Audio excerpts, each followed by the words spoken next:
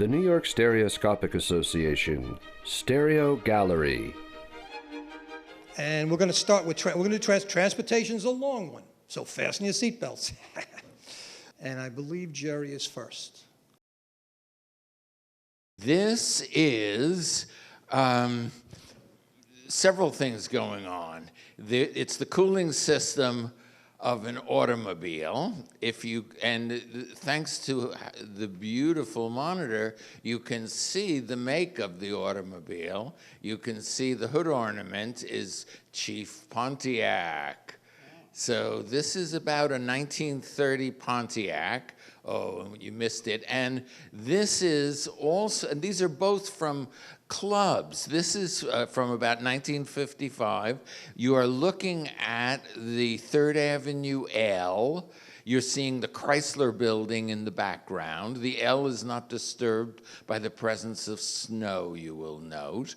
And this was torn down in the 1960s, I believe. And here we are on Governor's Island, and this is the bio bus coming. It was moving, coming straight towards me, except I knew the road turned, so if he, unless the driver was asleep, it couldn't hit me. So, and of course, the Holo Center house is behind, but you don't quite see it in this photo. And this is a bicycle store near me. There are 3 apparent people in the picture. There's actually 1 human and 2 dummies in the picture, but there's also a reflected person seen in there, and that's me. But I can't see my reflection, but it is there. I have found it at other times. But once again, I am just amazed. Oh, this is the number 7 train. And this was shot, you know, with the W3, but, and it was in the 4:3 format. But I found being forced to trim it to 16:9 was kind of nice. His head was not, the security officer's head was not in the picture in the first place. It just went down further.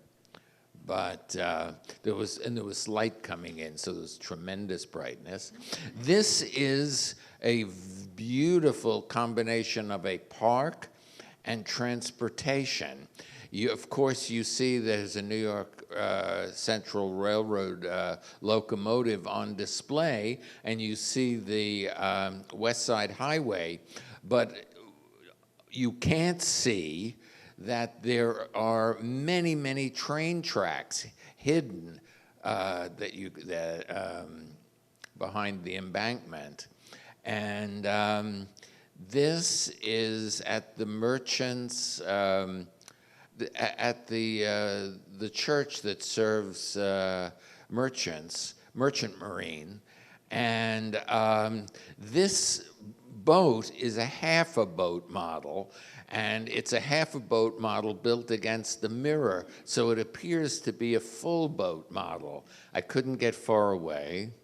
I knew to play to John and put in a bike. But this bike, you will note, is in front of the New York Police Department tow pound. But I believe it belongs to an employee of the tow pound. It was not impounded. Oh, and there was a huge summer rainstorm right in front of my building. This is out my window. This young lady has just left an exercise class. Next door to me is one of those killer exercise places, and where you lift weights and run 20 miles at the same time. And here she is trying to get a taxi, hailing a taxi. The title is Failed Hail. And where's Trish?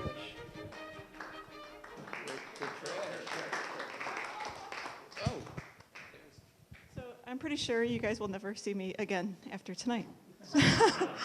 So most of these are cha-chas from 10 years ago. So this is, Jerry, you remember what this is. This is the big photography show on the pier in the Hudson River, with the big elephant photos. Yeah, February like 2004 or something. And so all of these are taken with all cha-chas with all different kinds of cameras and phones and whatnot. This is the 4th Avenue F station, also during one of its reconstruction times. What kind of camera were you using? Oh, who knows? Like an Olympus, like. Okay, it was a small point and shoot. Yeah, most of them are. Before cell phones. Yeah, this was. I don't think I can look, but. And same. After snow. And there's some people moving on the other platform. And nice day, nice colors.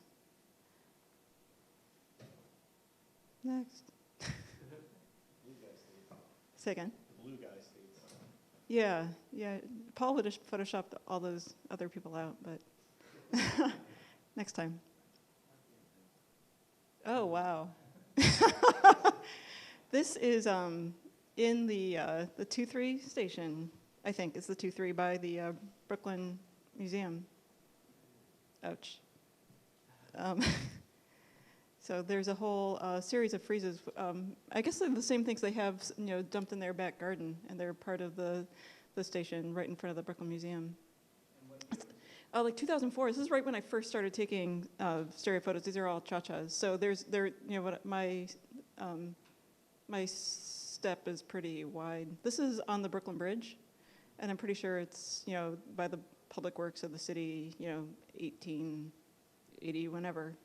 So and then part of this day I was walking across the bridge and shooting the Manhattan Bridge across the way as I walked across, and shooting the Brooklyn Bridge while I was on it, and that just didn't work out that well at that point in time. So it's something I should go back to and do. The ones of the Manhattan Bridge might have come out, but this is in Prospect Park. So this is where the big Olmsted grade separation transportation ideas he had. So the loop road is on top and the pedestrian passage goes underneath.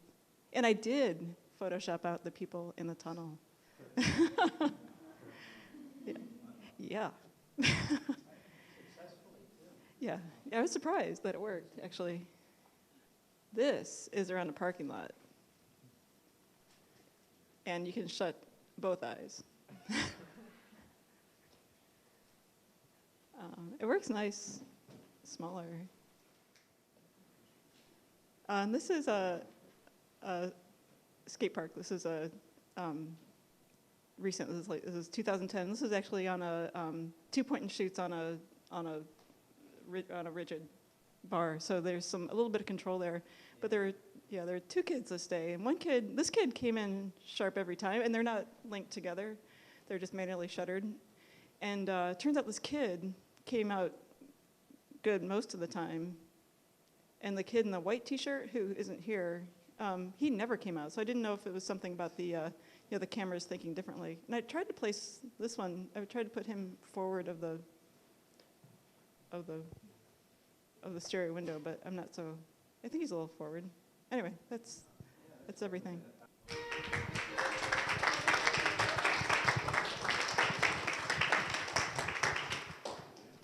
Okay, this is North 8th Street in Bedford, and this is about 2001, 2002. Is a scene. Guys have their car, and this other guy came up on his bike, and I was just amazed at the color and the combinations. And a woman was taking a photograph, and I have a little series of this, and this was probably the best one with the guy actually looking at the camera. I was just walking down, again, Bedford and North 8th, now at 9th, and this dog was sitting in the back of the car, and this car is a classic, Thunderbird, and I got several different angles, and the dog actually acted as if this was quite normal. He actually kind of seemed to be posing and delighting in posing, but the dog was almost bigger than the car. And back in 2001, before the pool, that's the actual McCarran pool in the back, and the car parked there just happened to almost replicate the detritus of the pool before it was rebuilt. And this is actually a rather clean scene, because when I moved there in 1987, there were burned out cars within the pool itself. And there were islands of burned out cars. And it was quite a scene. I didn't have the 3D then. Oh, this one didn't work. Sorry.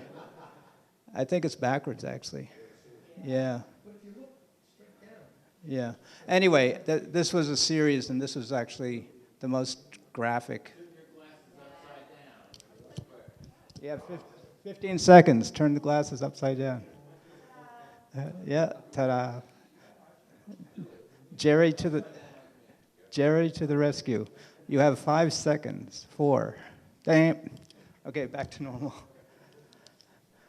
This is North 5th Street in Bedford, and this guy had this car. He drove it up in the twilight, and it literally looked like the engine had just been put on minutes before. And it was back in the days before the registration of cars was so specific, or the inspections, because I don't know how this would pass nowadays.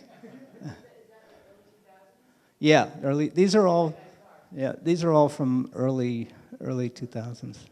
I like the look of this guy's face and the fact that his bicycle had 2 different tires. And he reminds me of a character from Wind in the Willows. I think it was the hedgehog. But he had, if you look closely, his face is, it's just an interesting expression on the face. And this is actually in London. And this is they were going past in the twilight, and I liked the way they were interacting with each other. And click these off. These were Pentax cameras from 2005, I think. And anyway, it was just a nice impressionistic image. And this is one that I like to show for the fact that this in 3D, this is quite different from the 2D image of it. The 2D images are much more abstract, but this you can actually feel the depth within the bus going by. And you can see the the deli through the windows. And it takes on to an ephemeral level. And it's part of the mysterious aspect of 3D. And this is taken to a deeper level than that.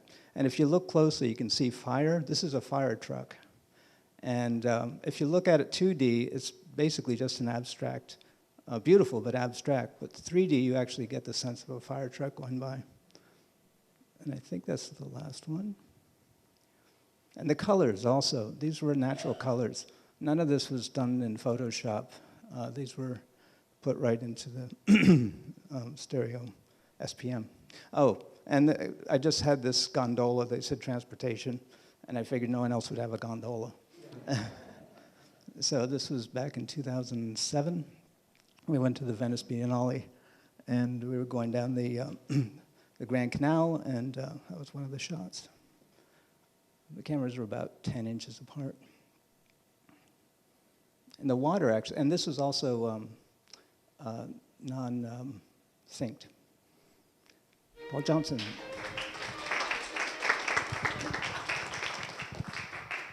So I shot all of mine in Lisbon at the, it's the Keres electric, they look like cable cars, and Lisbon's very much like San Francisco, but they're not cable cars, they're electric, so they call them the electrics, and they usually have a cable above that powers them. And so there's near where my wife lived in Lisbon, in Alcantara, there's this museum for the cable cars. So we went there one day, and they had all these older cable cars that were decommissioned. And this is the one where when they take you from building to building, they put you in this little red cable car and drive you there. You don't get to walk there. And it's very pleasant. Museum with and it was basically like they had everything there. They had where they repair the garages for repairing them. They still repair them, and but now they have modern ones as well that are like they like those flexible buses, where there's like two of them, and they bend in the middle and stuff. But they still use the really little ones to go up the steep hills. Lisbon is also like San Francisco in that it has 7 hills, very much like San Francisco, very steep. Here's inside the museum some of the cars, and some of them didn't have sides on them, and they changed over the decades.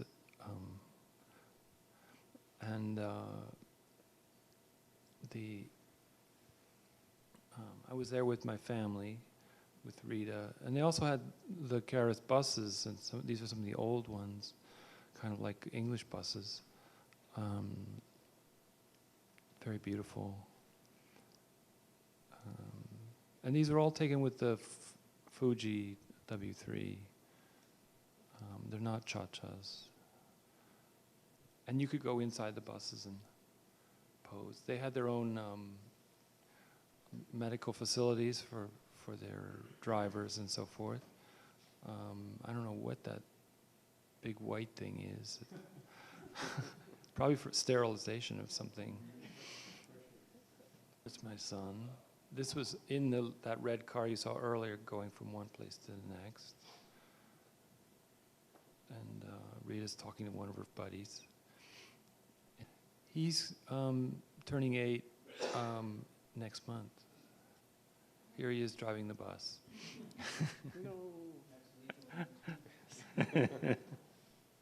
Pushing all the buttons. He loves to push all the buttons. It's hard to get a good shot of him because he's usually either sticking his tongue out or trying to ruin the shot or just ignoring me completely. So I managed to get a couple of him. See, he's moving. He's not holding still for anything. But I like it. I like this kind of moving shot of him. And I think this is the last one where you get some of the inside and the outside reflected in the window. No, because it's in a museum. It's not really. Thank God, it's out of commission. They're all antique buses.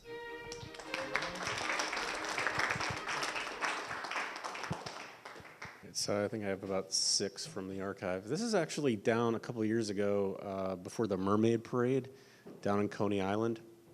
Just a random guy in a Jeep. I don't know where he got it or what his deal was. His flags are a bit beat up. I had just gotten off the train, so I don't know what he was doing. This is cut off a little bit on the left. But yeah, so this is in Scranton, like Scranton, Wilkes-Barre. They have a bunch of old-timey kind of trains sitting around. And some of them are in action. You can see the smoke, and there's some good 3D opportunities. I thought about flipping this, but then I realized that 4012 would be backwards. This is in Philadelphia on the Schuylkill, I think. Down near, I took a little cruise to not Fort Mifflin. I don't know, it's a speedboat. Check it out. Some water. I took this with the side-by-side the Canon stereo data maker link up. This is down in DC at the new Air and Space Center. That is a space shuttle, yes. That's the Discovery. It'd be interesting to take a picture of what's the one up here? The Enterprise. Yeah, it'd be interesting to compare the two. This is on the Frying Pan, that ship that's kind of anchored off it's like a bar kind of place that you can go and chill and have a drink, and then you can wander around the bowels of this old ship. which is kind of neat, yeah. Yeah, don't go on a weekend. On weekends, they're pretty busy. Okay, this is the last one. This is just Grand Central Station. Grand Central. Yeah.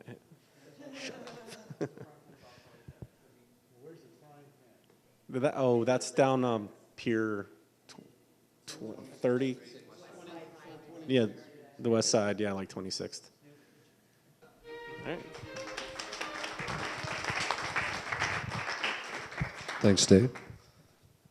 All right, this is my buddy Mike in his blue pickup truck. This is taken up in Connecticut. It's a 50s something, but I'd heard about this truck for years, and then he and his dad did a cross-country trip to drive it from where it had been stored in California. Just thought it was very blue, as opposed to this, which was just a few weeks ago when we had all that snow, I guess months ago. This was right on St. Mark's Place, right in front of the physical graffiti building that Led Zeppelin photographed for that album. But I just loved, I'd walked by and seen the early morning sun on this pickup truck, and then actually remembered the next day to bring the camera, and the truck was still there. And I took a few different angles of it, and it turns out the sort of straight-on one like this was the best, with the red in the background and everything. And then this is an old 70s style police car with the old blue markings. And this is shot down where the police museum is down in Lower Manhattan near One New York Plaza. They often have several different old police cars around their museum on the outside. And then way, way ahead of the police car is the Batmobile. This was out at the World's Fairgrounds last year for the 50th anniversary of the opening. And John and I went out on one day, and they didn't have all the stuff, and then I went out a couple weeks later, and they had this and a few other cars that are coming up. I didn't get a good front view because you could see the big crowd was there. It was hard to get in. I have a few other shots of the cockpit and all that, but this was the one shot where you could sort of see most of the car. It is pretty amazing. Yes, the bat phone you can see in the cockpit, so I have it in another shot. This, if you were here for the World's Fair 3D theater, time travel theater, you would have seen that Greyhound with real people from the World's Fair in it. That's a little people mover. And so yeah, they brought it back out for the anniversary. There was one still around in perfect condition. Looks like fun. And of course, this looks like fun. This is the famous Amphicar, probably a lot of people have heard of. It was at the World's Fair as well. You see them a lot around in car shows. And of course, what it does is it just can drive straight into the water and has propellers in the back and can drive around like a boat. And LBJ famously has had one of these. It's still at his ranch in Austin, or just outside of Austin, Texas. But he used to blow his guests' mind by just taking them out and then driving straight into the pond on the property and not telling what was going to happen. This is, I take a lot of boat tours in the summer around the city, usually into offbeat places, but this was an interesting one. This is on a replica of a 1920s-ish yacht boat that they would use to go between the Hamptons and New York and Connecticut. And there used to be tons of these boats around, and they were just, basically the pleasure craft. Now you can go on it for brunch, and they have nice tours, different parts around the city. Yeah. Oh, no, that actually leaves from Chelsea Piers, that one. And this is the 6th train in motion on 96th Street. I like this station because there's sort of a second-level window up there you don't see often in the subways. Okay, I love trains, so I got off the train that I was on and snapped a couple of pictures of some old-time trains. I don't know where this was, on my way to Texas or Colorado a couple of years ago. So this is not a museum? No, well, it's sort of a museum. This town just collected some old cabooses and engines in their downtown area, and they're on display. So it's probably sort of a museum for that area. And this was the train not the same trip, because you can see the snow there, but this is a Superliner double-decker train, and I got off this train. This was actually just about a year and a half ago in North Dakota, near where all the back-in oil, fracking is all going on up there. It's very busy, a lot of train traffic with tanker cars coming out. But, yep, that was my home for a couple of days. And as promised, there's the Enterprise. The other cool thing, because of transportation, is, of course, it's the Intrepid, the Enterprise on the Intrepid. And the Intrepid back in the 60s was used to retrieve the Mercury spacecraft, which is, you can see one there hanging in sort of the middle, sort of the right of the picture, the armature hanging off with the yellow thing. That's a Mercury spacecraft. So that's what that was, you know, they would originally go out and fish them out of the sea after they'd land. And now it's John.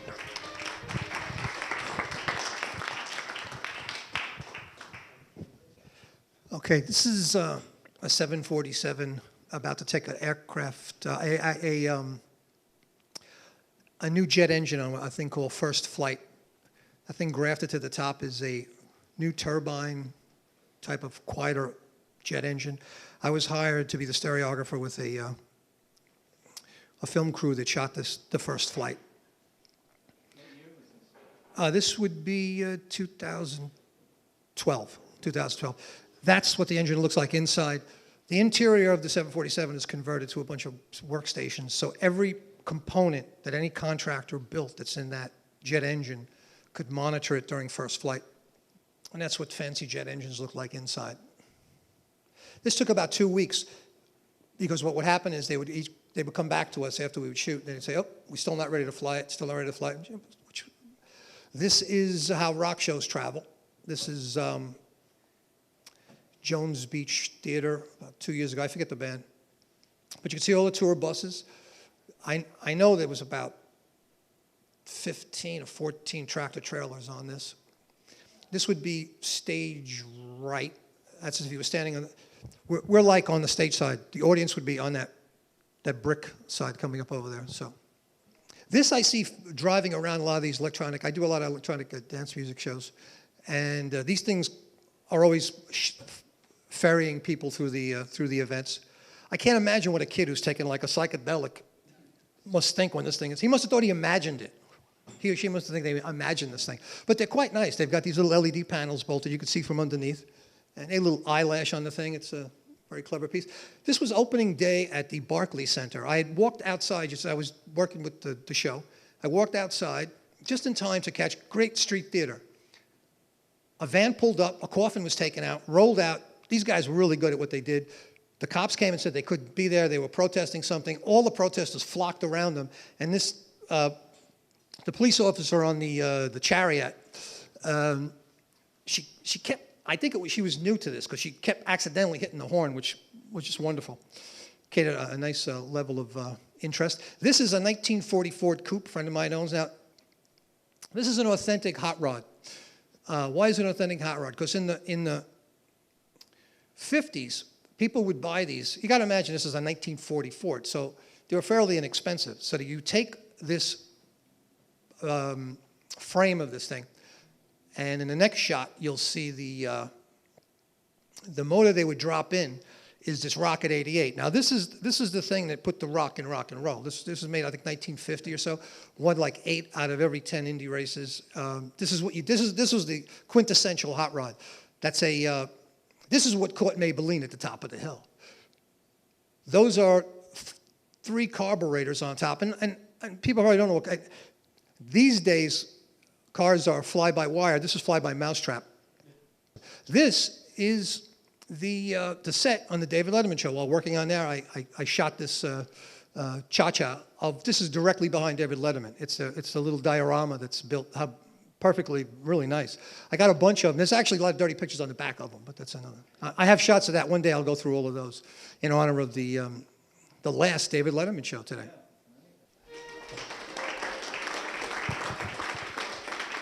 I'm going to work this one with you, George. We're going in together, baby. Okay. You ready? Tell me something about those cars. That's a 41 Lincoln. Was owned by Betty Rita Hayward. And in the back is a 37 Packard, 6-cylinder. That's in my backyard there. When did you get them, George?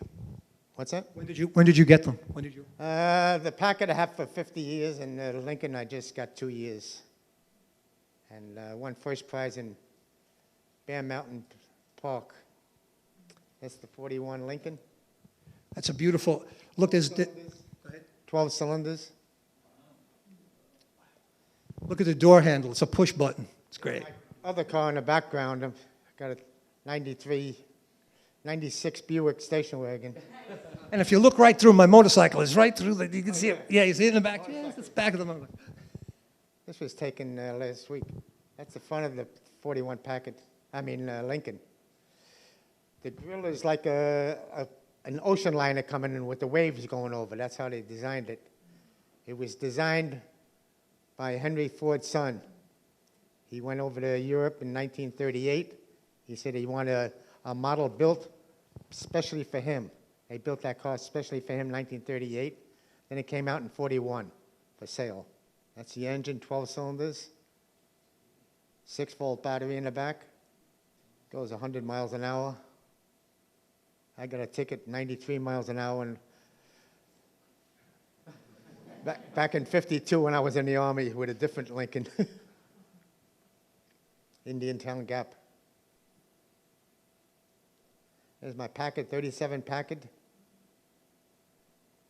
It was made for millionaires only. No Cadillac, really, right? This was the big one.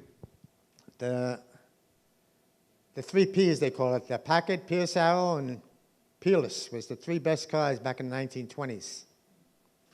Oh, that's me. That's my Packard with my machine gun there. It's got Thompson machine gun. See the bullet hole in the front window there? There's a bullet hole there, but it's only a decal.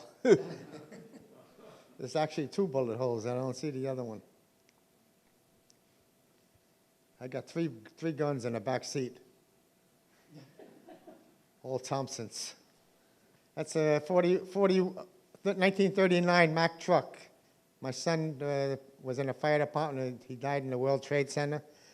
That was his thing. He started to rebuild it and never got finished. And the volunteer fire department in my town there, they rebuilt the whole thing. And it goes into shows and wins first prize all the time. It's parked in the fire station, firehouse. There's his name. It's on the front. Says memory of Greg Sikorsky.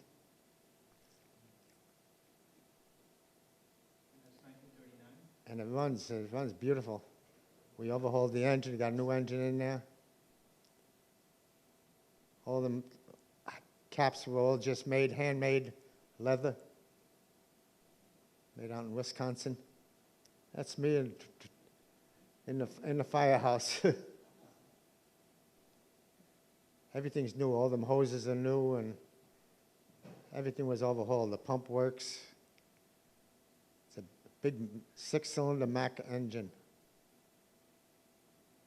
In the front is a siren with a flashing light on there, a red light. And you can reach down and turn it on? Yeah. It's on now.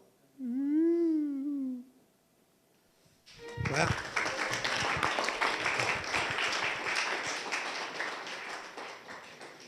Was that fun or what? Now, George, you mind if I tell the story? So as George was saying, son's a fireman. He was trained in extraction. And it was 8 years, right? He was trained in extraction. And of course, when duty called, 9/11, he ran up to the 44th floor to free people from an elevator. And as destiny would unfold, that vehicle, he just began restoring it. So he was later found, right, 4 stories below. And all those people came around, and they rebuilt that fire engine. Now, we all would love to say thank you to heroes, but many times we can't. We have the unique opportunity to thank a parent of a hero. So if you all please, a round of applause for George Sikorsky.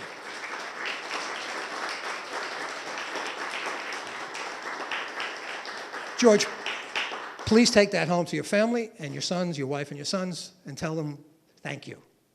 I think we all always wanted to say that to a hero, right? We just didn't have a chance to. But you were able to touch it tonight. Join us here next time for another episode of Stereo Gallery, presented by the New York Stereoscopic Association.